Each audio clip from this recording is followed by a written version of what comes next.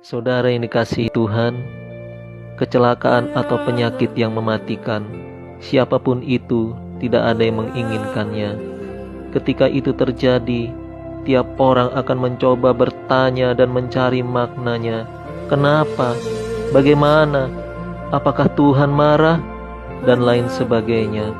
Tetapi itulah tipikal manusia, saudara, yang perlu tapi tidak diperhatikan, yang tak perlu dipertanyakan, malah justru digugat. Padahal yang paling penting dalam kehidupan kita adalah bagaimana kita menjalankan bagian kita, sehingga di dalam iman percaya kita sebagai orang Kristen bahwa kematian hanyalah sebuah cara kita menghadap Tuhan, entah lewat kecelakaan, entah penyakit menular, atau entah lewat apapun. Kematian hanyalah sebuah cara untuk kita mengakhiri hidup di dunia ini. Begitu banyak cara orang dalam menghadapi kematiannya. Lihatlah contoh-contoh bagaimana cara kematian tokoh Alkitab seperti murid Tuhan Yesus yang begitu sadis dan bahkan sangat tidak terhormat.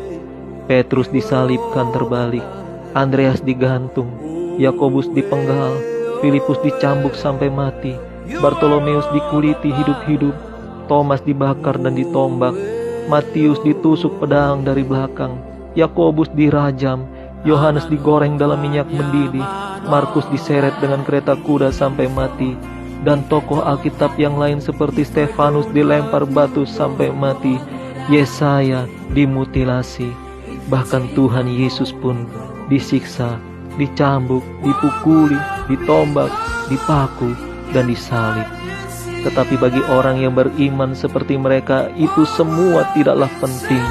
Yang terpenting dan yang terutama adalah ada kehidupan kedua setelah kematian, yaitu kehidupan kekal, kehidupan yang sesungguhnya yang Tuhan sediakan, di mana tidak ada lagi air mata, tidak ada lagi kesedihan, dan tidak ada lagi kesakitan, yaitu di sorga yang kekal. Saudaraku, oleh karena itu, kalau kita melihat cara mati mereka, apakah kita pandang itu sebagai aib? Saya pikir jangan diskusikan orang mati karena virus, jangan diskusikan orang mati karena kecelakaan, tetapi diskusikanlah kematian para tokoh di dalam Alkitab yang tidak ada satupun yang enak, saudara. Karena itu seringkali kita sudah dipenuhi dengan pikiran-pikiran yang kacau. Orang Kristen itu matinya enak. Orang Kristen gak mungkin mati karena kecelakaan atau karena virus menular, karena katanya ada Tuhan yang menjaga dan melindungi. Saudaraku, apakah para nabi, para rasul, dan Yesus sendiri itu tidak dijagai oleh Allah? Patut kita pertanyakan, dan kita harus luruskan pikiran-pikiran yang salah ini, saudara.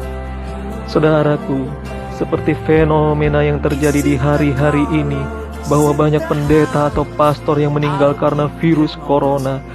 Saya berani katakan ini bukan karena mereka terkena wabah penyakit sampar, bukan karena mereka kena tulah, tetapi sebaliknya, justru Tuhan mempersiapkan mereka mati martir untuk mengajarkan kepada kita semua bahwa pentingnya mempertahankan iman sampai akhir, dan pentingnya kesetiaan melayani Tuhan sampai mati. Haleluya. Alkitab sudah mengatakan dalam Filipi 1 ayat 21-22, karena bagiku hidup adalah Kristus dan mati adalah keuntungan. Tetapi jika aku harus hidup di dunia ini, itu berarti bagiku bekerja memberi buah.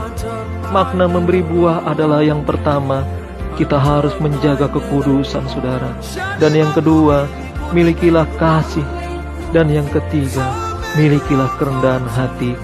Maka dengan ketiga hal ini, hidup kita akan menjadi berkat bagi banyak orang. Banyak jiwa dimenangkan untuk hormat kemuliaan nama Tuhan. Tetap semangat, saudara. Tetap bersukacita dan mengucap syukurlah dalam segala hal. Tuhan Yesus memberkati kita semua.